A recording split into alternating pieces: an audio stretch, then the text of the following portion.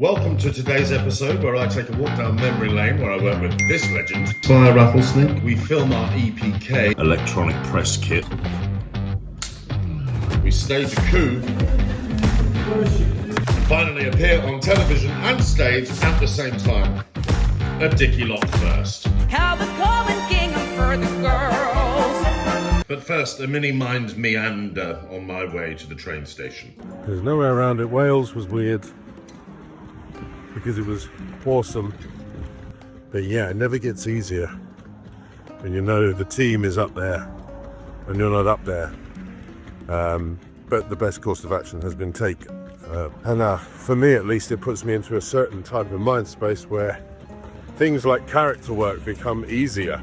And with the stuff coming up with my second cover of Bill, it's been nice because I've been dizzy and trippy. I have often found that being sick is a free creative ticket. Staying in the daydream of who the character is going through the line, what gets born from that creates the image path that you take when you step on stage to say lines. I got extremely ill when I was playing Macbeth in India, and Clang. Sorry. The hallucinations are in the top 3 crazy hallucinations of my life. To play Macbeth going out of his mind when I was in my biggest parts of delirium. Oh, great times, great character choices made. I'm now feeling fighting fit and I'm ready on my way to Birmingham.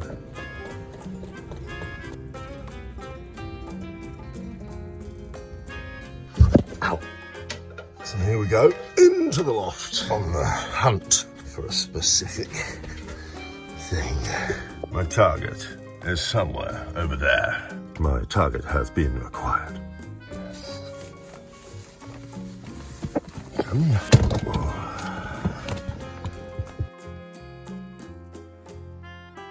One has arrived in Birmingham. Can you believe, as I walk through the suburbs on my way to find the theatre, that people were here 500,000 years ago. Yeah, they found evidence of habitation here, but I think we're going to mainly look at the industrial heart of Birmingham. How they sort of sprung up from the 7th century onwards. There was only a Roman fort here, nothing much to speak of. A few pots, a few walls. I mean, what have the Romans ever done for us, eh? You know the story by now. It was the Industrial Revolution that really kicked this town into gear with trains, with cars. Of course, the canal system was something I want to have a look at. If any of you have seen Peaky Blinders, a lot of that was said around here. Birmingham etymology. It's from the Old English Birmingham.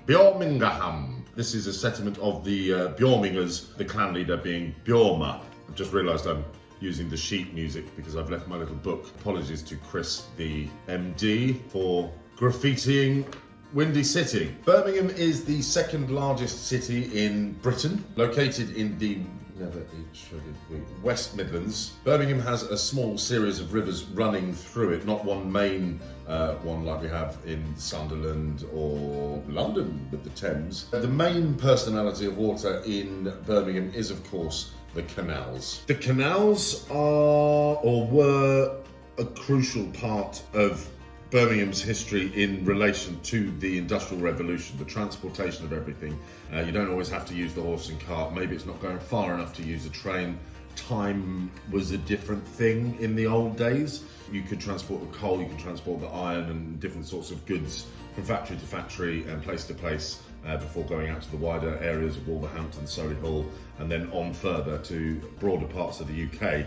There was, well, I think there's still over 100 miles of canal that remain today, but the general usage would be for canal boats, pretty walks, maybe a nice little coffee, dog walking, all that jazz. We've talked a lot about the Industrial Revolution, we've talked a lot about the Civil Wars, we've talked a lot about royalists and parliamentarians, but there's a period in between the sort of scientific revolution and then the Industrial Revolution, which was known as the West Midlands enlightenment. Quite like that. It's where they started putting the ideas that they were having into practicalities. The Enlightenment facilitated the sort of exchange of ideas between experimental scientific theory with peaceful culture and practical engineering, bringing all of those together. So Birmingham itself has been for a long, long time this place where you would come as a free thinker, where you would come if you were a nonconformist to the ways and means of the rest of the country. And with that is a type of person that is built up.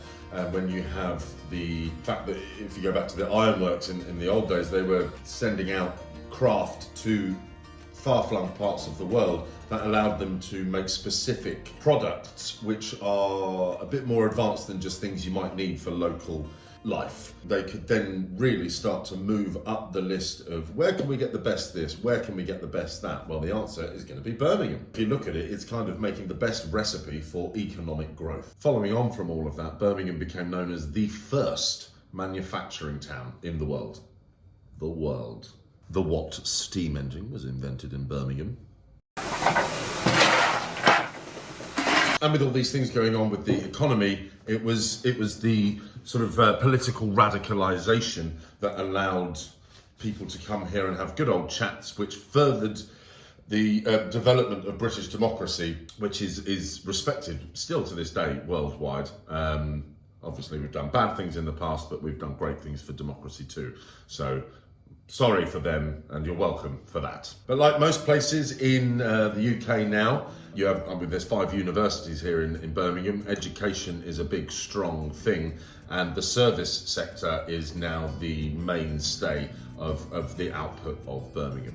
Another thing I like is how the buildings, because of this freedom of speech, because the freedom of ideas, there was a conglomeration of all these different people and types of people that were very skilled in what they did, and therefore ideas of buildings came along. People had money to achieve it, so yep, you have that block over there, you have that block over there, and then these crazy buildings started coming up and streaming up everywhere, like the Bullring. The Bullring itself has a very rich history and a long one. It's been a marketplace where people have gathered to sell their wares and their goods since the 12th century. In the 16th century, it had a bit of a dark element to it, which is where it has actually got its name from, where the popular sport of bull baiting happened, and it's remembered today for that. But it was the first, or the largest covered shopping centre in the whole of England when it was opened, and in the 60s it had its first regeneration to make it that, and then in 2000 it had another going over, which is what we see today with the shape of the shopping centre itself, and it's presided over by a big old bronze bull created by Lawrence Broderick in 2003.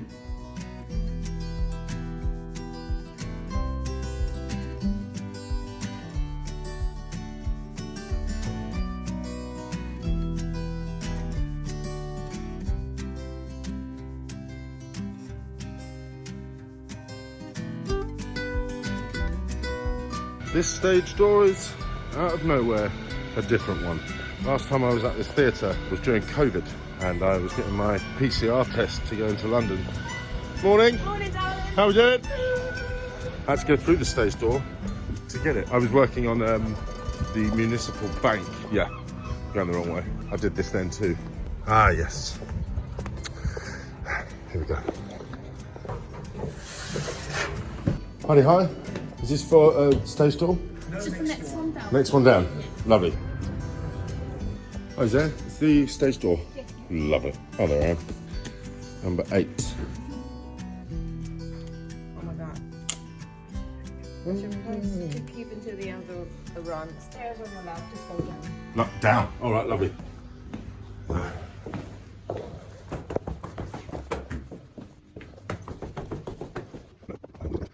Rooms 1 to 14.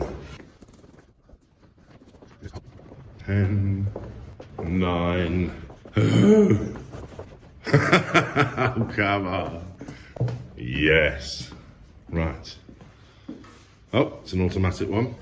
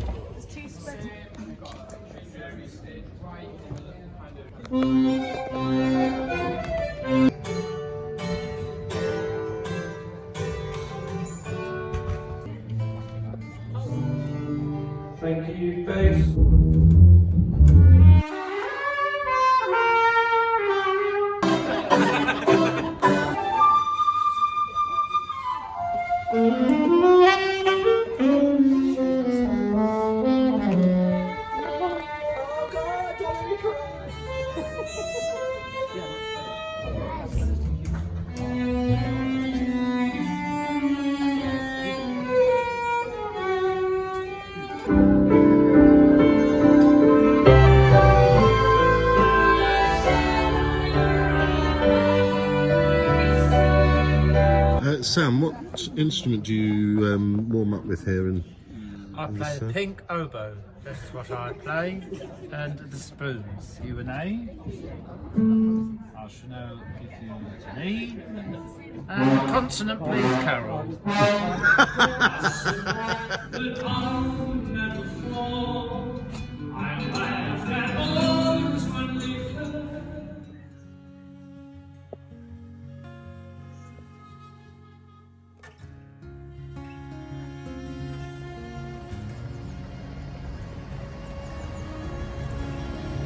I'm just here at the Birmingham, what was the municipal bank that I helped restore into whatever it is today. I'm just about to have a look.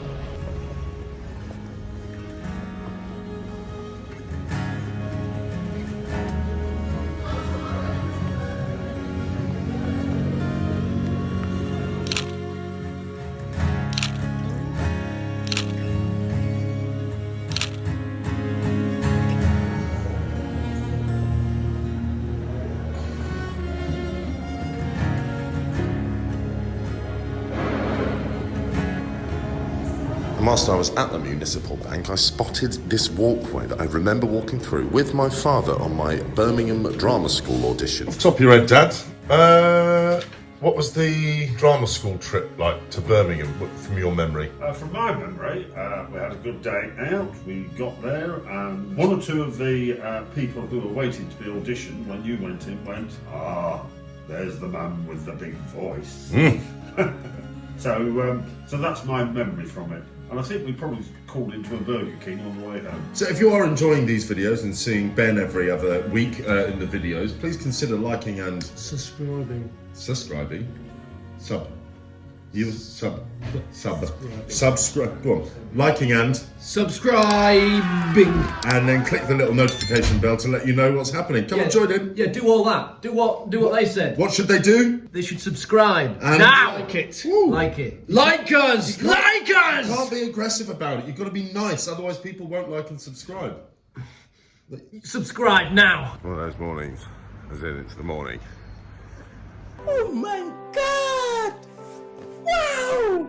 Starting rehearsal, well no, filming today, no rehearsals, filming the EPK, which will be coming soon. I will share it when it comes out. Right, Dave, ready? Morning. Are you ready, Pete? Way I. Bit of a touch up there, Seren? Oh yeah. You nearly poked her eye out. 2, 1, action. Why are we currently excited? We're all going to be on the telly. On the telly? What channel? On the telly, BBC One. BBC One, but that's a big channel, that. Big channel, it's a proper channel. And what is it we're going to be on? We're going to be on BBC Big Night, the musicals. So this is Michael Ball. This is also the song I used to sing in Choir of Man. And when he came off stage, I patted him and said, "You sang that well, mate." And he said, "Who are you?" Do you guys think we're going to make it on telly before we go on stage? We're gonna miss us. I say we do a coup d'etat. Should we go to Mel's office? Let's go. Hey Melly, we can get up a party. How many men do you need? Hi Mel. Hi Mel. We're on the television. Can we not do the show until it finishes? No. What can you do? Oh, imagine though. Doesn't look like we're going to make it. We're not going to make it. I'm not going to make it. We're going to be on telly and on stage at the same time. Although that in and of itself is quite a thing. Quite a thing. It's quite a thing. Quite a thing.